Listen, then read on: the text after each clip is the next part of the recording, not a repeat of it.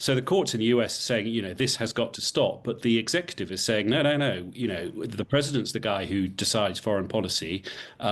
Stop messing around with us, and we will continue as we already always have. First up to Central America, where President Trump is facing challenges over his plans to deport hundreds of people who've come into the United States illegally. Let's talk to the Times Latin America correspondent Stephen Gibbs, who joins us now from El Salvador. Stephen, a very good afternoon to you. Good afternoon. Good morning where you are, I'm sure. Let's talk, first of all, about El Salvador, where you are. This man from Maryland who was deported to El Salvador. The Trump administration has been insisting that he was in the country illegally. But there is now the possibility that the Trump administration could be held in contempt of court. Just talk us through this case of Abrego Garcia. Yes, it's a fascinating case. Kilmar Abrego Garcia. He actually admits he illegally migrated to the United States. He arrived in 2012, but he then established a life there. He has a son, two stepchildren. But earlier this year, in March, last month, immigration officials found him outside a IKEA supermarket in Maryland in the United States and told him he was an illegal immigrant and therefore he would be deported. 3 days later, he was put on a plane in Texas and brought to here, El Salvador, and taken directly to, along with a few hundred other prisoners, to the Secot detention center here, which has a reputation as the most brutal prison perhaps in the world, where there are 100 people in each cell and there's absolutely no chance of getting out, and you can't have visitors, etc., etc. Now that all happened, but meanwhile in the United States it was established that actually he was legally in the States, and he was protected from deportation because in 2019 there had been a case looking at his situation, and it was declared that by a judge in the US that he was under threat of his life in El Salvador because of gang violence, and therefore he could not be deported. And the Department of Justice in the US actually did say, yep, that is correct. He was deported by accident, but now he's out of the country. The Trump administration's been very hardline and saying, sorry, that's it. There was a mistake, but he's out and there's no way he's coming back. And that's being completely supported by President Bukele. So, yeah, because he was at the White House, wasn't he, President Bukele, saying there was no way that he was going to send this particular guy back to the United States. President Bukele seems to be quite happy to take these people being deported from the US. But we've now had another court ruling, with the Supreme Court ruling that the Trump administration should not be sending a group of alleged Venezuelan gang members who were also due to go to El Salvador. Yes, I mean, this is what we're seeing is these migrants becoming sort of catalysts for a conflict in the United States, or a dispute between the executive and the judiciary. The judiciary, the courts are saying, looking at all of these cases, including those Venezuelans you mentioned, 90% of whom that came here have had no criminal conviction at all, and they are also in this prison just 40 kilometers from where I'm speaking to you from. So the courts in the US are saying, this has got to stop, but the executive is saying, no, no, no. The president's the guy who decides foreign policy. Stop messing around with us, and we will continue as we already always have. And this is, of course, very reminiscent of the situation in Latin America and in Central America, where, historically, presidents have undermined their courts and just said, look, the president is in charge and the courts are there, but they can't actually dictate policy.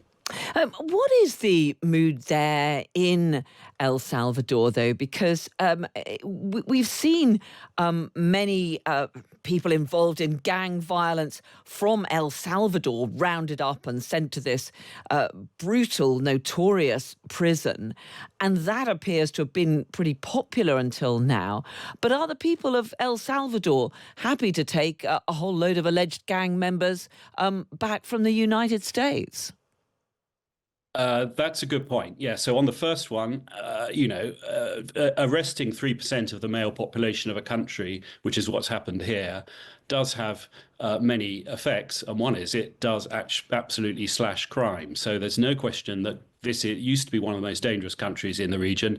It's now one of the safest, and that is a popular move. So Bukele is very popular. But speaking to people here over the last few days, this secondary thing of becoming like the prison for other countries, like a gulag almost, is more controversial. People can't really see the upside of it. They think it's reputationally bad for Salvador that will be seen as the jailers of the world. And the money, Bukele's getting $15 million from these deportations. Not a totally insignificant amount for a country like this, but not really that much. So it's more he's getting completely on side with President Trump, which will have other spin-off benefits for him. But trying to sell that to the people, that could be a difficult one for him, and we're going to have to see how he handles that. I do also just want to ask you, Stephen, about what is happening in Argentina, because the IMF has had to bail out Argentina. Explain what's happening there.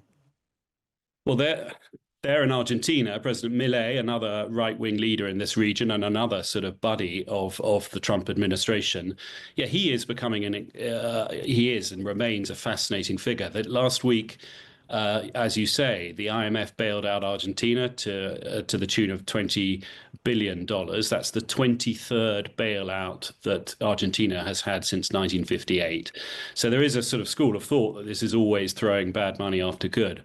But Milei actually has persuaded the IMF that he has turned the page and Argentina is going to turn the page. And he is a completely different leader. He came into power saying he was going to absolutely slash government spending, reduce the number of ministries by half, etc. All things that really have not been attempted in Argentina since the 1940s. And so far, it's sort of half working. There is an economic stability there. The IMF, which goes around asking for countries to implement austere policies, it says, look at Argentina, it's implementing policies more austere than we might even ask ourselves. So he's sort of seen with friendly eyes from the IMF, and sort of surprisingly in a way, because of his very radical policies and a country that is very, very used to protest. A lot of people thought he wouldn't survive so long. He's been in power for 16 months. But so far, his message, which is, look, this is going to be hard. I'm going to do what I said I would do, and it's going to be worse before it's better. So far, people seem to be broadly accepting it. He's got about 40% plus popularity, which for incumbents in this region is not bad at all.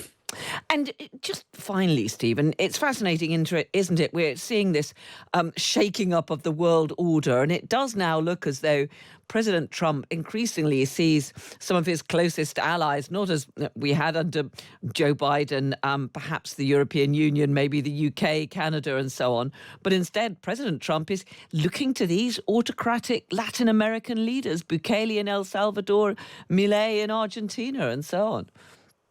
Absolutely. I mean, it's quite extraordinary. People have talked about the sort of Latin Americanization of the United States, and Trump, a lot of what Trump is doing, for those of us that have been based here, it's all so familiar.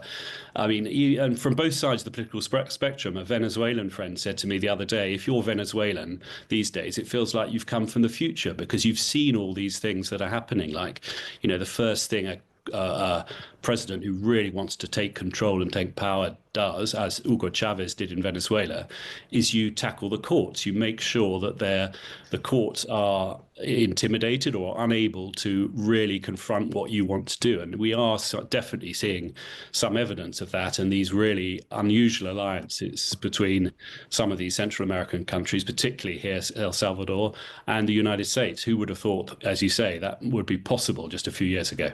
Stephen Gibbs, great to talk to you. Thanks so much for joining us from El Salvador.